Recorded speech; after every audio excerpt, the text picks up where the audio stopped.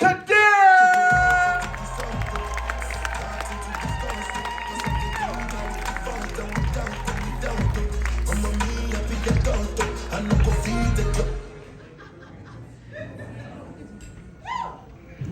Hello, Americans. You say hello, Nigerian? Okay, whatever. Go back to Nigeria then. Yeah, I'm Quadir Yussuf. I'm not from here. Like you said, I'm from another part of the world, Baltimore, Maryland. You know what I'm saying? But nah, originally I'm from Lagos, Nigeria, Africa. Any Africans in the building? Finally, man! I've been doing comedy for 3 years. Every time I say any Africans in the building, it's silence. And then I have to follow it up and say, of course not. My cousins are working or doing something more creative like scamming people. And then the white people will laugh and I'll call them racist. You know what I'm saying? But I'm glad to see y'all here, man. Give it up for yourself. So I came here in the year 2016. I came here for college. And while I was at the embassy, they asked me, they were like, how long do you plan on staying in the United States? And I said, after my 4 years in college in America, I'm going to be back to my country to do something great. And that was the first joke I ever told. Because, sir, I'm not going back. Why would I go back? It's fun over here. If I went home right now, my cousins back home would be like, why are you here? We're trying to escape the country. You are coming back. Are you okay? Y'all see that the accent is real, right? I remember the first time I did this act inside a comedy show, this white guy looked at me and was like, wow, that's a spot-on African. That's a spot-on African accent. And I'm like, duh, nigga, I'm African. Like, what do you expect? It's like seeing a baby going goo goo gaga and going, that's a perfect babble, baby. Nigga, it's a baby. That's what he does. Nah, man, it's been fun. Speaking of stupid shit I've been experiencing since I've gone to America. Like, I remember my first month in America, I was having a conversation, and this lady interrupts and go, you say you're from Nigeria? And I'm like, yes. And she said, you speak pretty good English for a Nigerian. And I'm like, nigga, we speak English in Nigeria. And I thought Africa had bad schools. Apparently people suffering here in America too. It's crazy. How does this work? Do I send $1 back to an American kid? You know what I'm saying? With $1 you can teach an American kid to speak English. Reverse the stupidity on them, man. But since I've been here, I've gone here with a lot of culture shock. You know what I'm saying? I remember my first couple months in America also, I noticed the differences in punishments between white people and Africans, of course, you know what I'm saying? Like, so this is what happened. I noticed this white lady was trying to scold her kid, and she looked at her son and she's like, Timmy, you being a bad boy, if you keep acting up, I'm gonna have to put you on timeout. 5 minutes later, Timmy keep acting up because, you know, timeout ain't shit, right? You know what I'm saying? 5 minutes later, the mom gets pissed. She looks at him. She's like, Timmy, if you keep acting up, I'm going to have to put you on timeout. Go face the wall. All of that shit. I fucked up the joke. Amazing. 5 minutes later, the mom looks at Timmy pissed. She's like, Timmy, you're not stopping. Go face the wall. Now, Timmy goes to face the wall. And 2 minutes in, this nigga started crying. And I'm looking at Timmy confused like, what about facing the wall is stressing you out right now, my nigga? You know what I'm saying? This is a room filled with Africans. My mom is Nigeria, you know what I'm saying? And before she punishes us, there's 3 steps to it, right? The first step, she gives you the look like, Mr. Man. And if you don't learn from that, she gives you a warm warning, right? This is a warm warning from a loving Yoruba mom. Ma, for it's here. I'll teach you all tonight. Ma. 4, 8 here. You know what that means? I'll break your hearing. Do you know how hard you gotta slap a person to break their hearing? And that's a warm warning from my loving Nigerian mom. And I see this little nigga Timmy crying from facing the wall. I'm like, relax, bro. There's more to life. Another show I was doing, the lady asked me in the crowd, like, what's the 3rd step? I'm like, the 3rd step is your hearing getting broken, obviously. Like, why are you so attentive? This is not class. Yeah, she's African. She goes to Harvard. Whatever. Yeah, man, since I've been here, got hit with a lot of culture shock. I told another joke at the embassy. I remember I told the consul at the embassy, I told them I was going to play college basketball and make it to the NBA. And this nigga still gave me a visa. Sir, can you see me? I could barely make it to JV high school. I guess the guy was running a joke on me because, like, college basketball, yeah, his dreams are gonna be very crushed. Congratulations. You know what I'm saying? And you know what's crazier? I'm glad the guy did not push me, though, because, like, while I was making this crazy statement at the embassy, I didn't know the rules of basketball. Like, making this statement at the embassy, the best basketball video I ever saw was High School Musical. Troy Bolton was my Michael Jordan.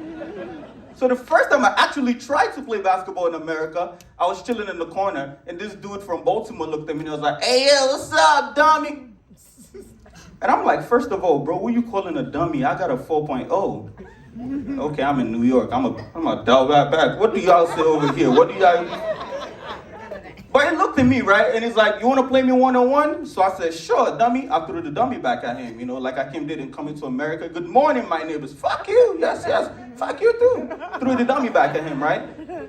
Now he gave me the ball. He said, "You got ball first." I got the ball. I didn't know what to do with the ball, so I tried to do what I saw Troy Bolton do in High School Musical. I got the ball and I did this shit. Get your head in the game. And he looked at me and he was like, "Hey, yo, did you just travel?" And I said, "How did you know?" "I just traveled from Nigeria." And he's like, "Nah, that's not what a travel means." He explains what a travel meant to me. Now he figured I didn't know the rules. He tried to hit me with an easy move, so he tried to back me up to the basket. He got under the rim. He was going for a slay-out layup. I snatched that shit. It was like, "Hey, yo, good steal." I'm like, "Brother, why are you accusing me of stealing?" In our family, we do a lot of things, but one thing we don't do in my family is steal, okay? Relax. I returned the ball after the game. And it's like, "No, that's not what a steal means." He explains that to me. Now he figured I'm quick, I just don't know the rules, so he hit me with a better move. Hit me with an old AI crossover, snatches my ankles, right? I was about to fall. I'm like, I can't let this guy do me like this, so I grabbed his legs. And it was like, "Hey, yo, that's a foul." And I said, "Foul? Y'all got chicken in America?" If you laugh at the joke, private school. If you didn't get it, public school. That's why I separate the room, you feel me?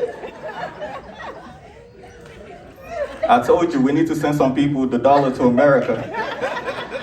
Just saying. Man, speaking of chicken, I remember, after this incident, I went to the chicken spot for the first time. I remember hearing the chicken menu for the first time in America, and I was mind blown. I remember going to the chicken spot for the first time. I'm like, "Excuse me, I'm trying to get some chicken. What kind of chickens do y'all have in America?" And the lady told me, "Oh, baby, we got arms, legs, thighs, and breasts." And I'm like, "Arms, legs, thighs, and what?" I was still talking about chicken. Because arms, legs, thighs, and breasts sound normal to y'all because you're probably American. But that sounds sexual as hell to me, okay? Arms, legs, thighs, and breasts does not sound like a list on a chicken menu. It sounds like a list on a Dr. Miami surgery special. It's like, "Here at Dr. Miami, we could warm on your arms, legs, thighs, and breasts," right? Like, why do they call it arms, legs, thighs, and breasts? It's called the chicken wings because that's what our chicken flies with. It's called the chicken legs because that's what our chicken walks with. And in my country, we call it the chicken chest and not the chicken breast because that chicken ain't got no nipples. Americans are so horny. So I chose breast, you know what I'm saying? I'm like, let me get 4 titties. I tried it, I didn't really like it. I'm like, this titty ain't titty or what it's supposed to titty, you know what I'm saying? So this part of the room fucks with me. This part of the room, y'all going to hell, just know that. I better clap. I'm just joking, man. We're having fun.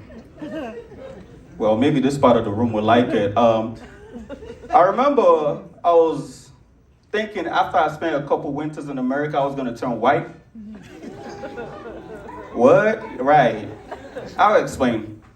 So, in my country, in my tribe, the Yoruba tribe, there is a popular belief that white people are actually Africans who move to countries where it's colder so their skin turn lighter.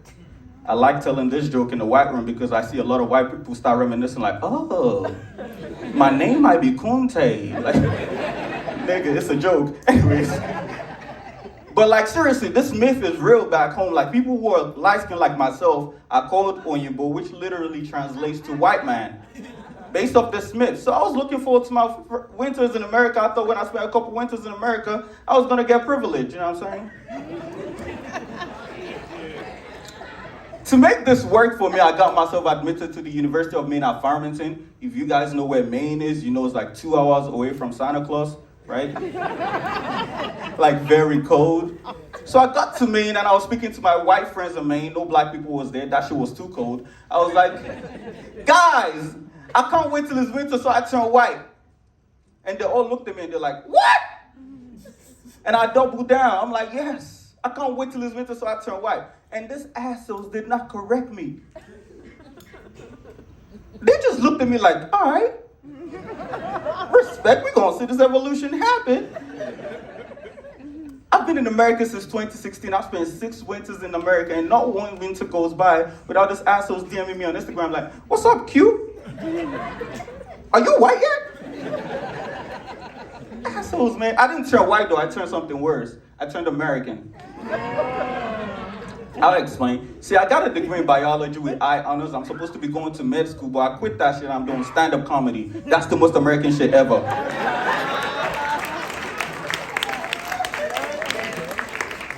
So Americans, I'm chasing my dream, but to Africans, I'm disappointing the family, right?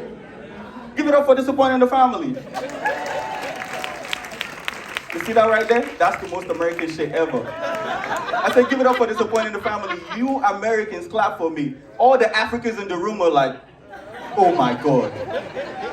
What a disappointment. Let me throw him this chicken. I'll break your hearing. Man, disappointing the family has been going pretty good, man. I recently got featured on a newly released HBO series, We Own This City, you know what I'm saying? Thank you. I was an extra, which means I don't know where I am in the movie. I wasn't invited to the premiere, and I'm still broke after the show. It's fun though, it's fun when I finally find myself in the movie. I call my whole family to the front. I'm like, guys, sit down. Look at the TV. You see that guy behind the lady in the rainbow jacket? That's me! And then my cousins zoom in, and it's not even me. I did 6 scenes, still can't find myself. It's crazy. Anyways, but comedy's been going pretty great, you know what I'm saying? Like, I recently got my first tripod, you know what I'm saying? Yeah, thanks for not clapping. It's fine, just like my parents. Nah, man, you might be wondering what's so special about me getting a tripod. I'm so proud of this achievement because I got this tripod solely based on money I got doing stand-up comedy. You know what I'm saying? Thank you.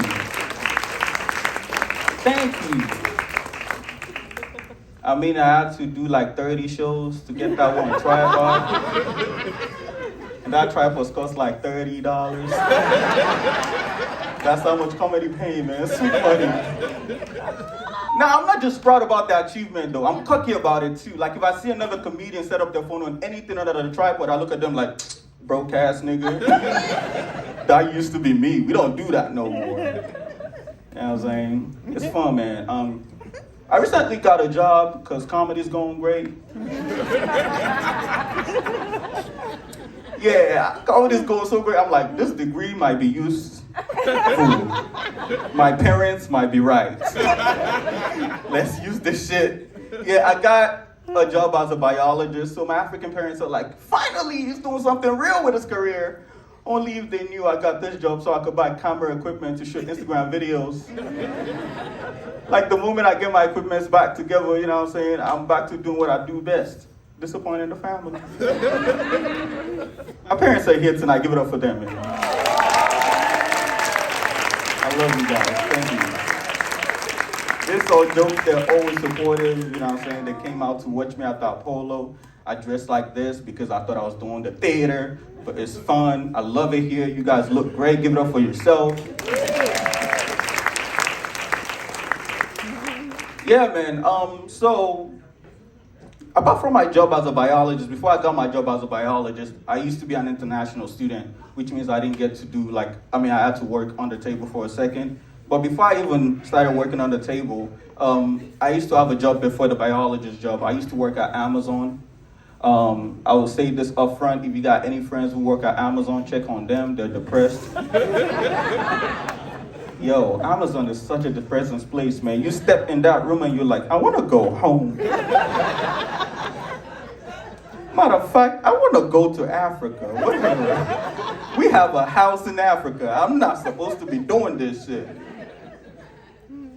Man, I was a packer at Amazon, you know what I'm saying? Which means I was the guy who packed your boxes. All I'm saying is all those fucked up packages you got last summer, that's me. If you order for like 2 pence and you got your 2 pence in a gigantic box with 1,000,000 bubbles, that's me. Sir, if you order for like 4 pairs of jeans and you got your 4 pairs of jeans jammed together into a low-ass envelope, that's also me. Now listen, if you get the note saying be careful, God is watching you, in your order for dildos, I don't know why I looked at you. But until proven guilty by the court of law, that is not me, okay? I'm innocent. That handwriting just looked like mine. The DNA also looks like mine. It is not mine. I also worked at the hood of Baltimore. I sold cookies. I don't know why these guys are laughing. Like their own stores in the hood or something. Sorry, that was racist. It's 2023. They're trying to cancel me on my first Apollo show type shit. Nah, man. I used to work at the hood of Baltimore. I used to sell cookies. I worked as a cashier in the hood. Working in the hood was fun, man. And I had a lot of gangster customers that would try to buy stuff from me. And some of them even try to talk shit to me. And I ain't no little bitch. I'll talk my shit back. Because there's a bulletproof glass between the two of us. You know what I'm saying? It's like, fuck you. I'm like, fuck you too. Damn. And then I clock out and I'm like, peaceful as fuck. I'm like, salam alaikum. Peace be unto you, my brother. It's some gangsters though. It's some gangsters that blow my mind. I remember I had this gangster try to ask for my personal information right after threatening my life. Like we had arguments. Like, you gonna give me that shit 2 for $5? I'm like, nah, fuck that. Why would I give you 2 for $5? They cost $5 a piece. It's like, fuck you. I'm like, fuck you too. And they looked at me and was like, what time you get off, bro? I'm like, huh? You want me to tell you what time I get off so you can fuck me up? No, sir, I leave in this store. I die here. I don't clock out. 911. Help me. I came here to make money, not die.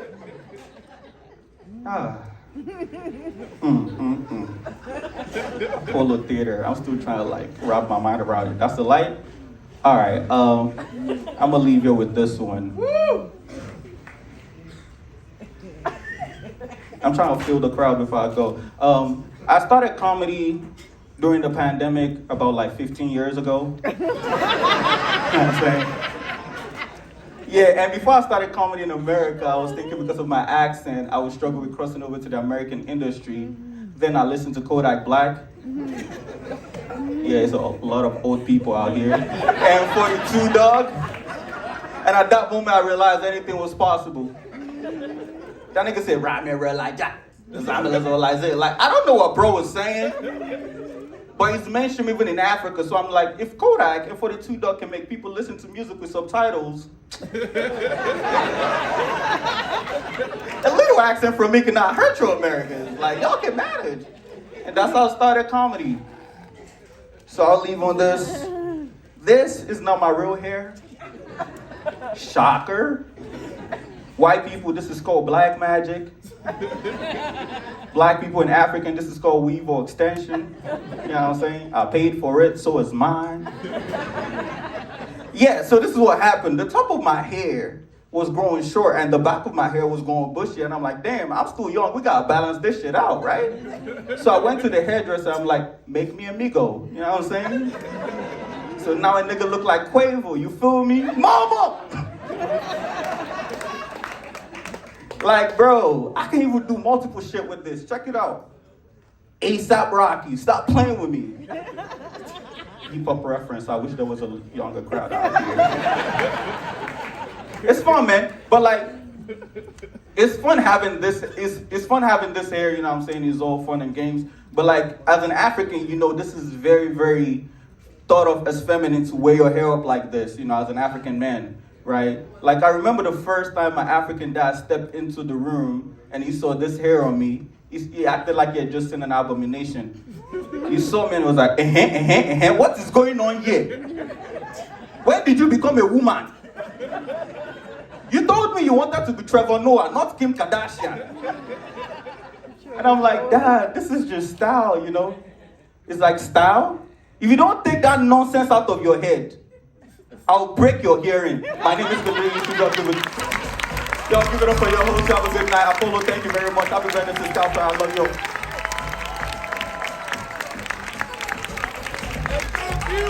Y'all keep it going for Quadir. Y'all keep it going for Quadir. Nigerians in the house. Y'all keep it going.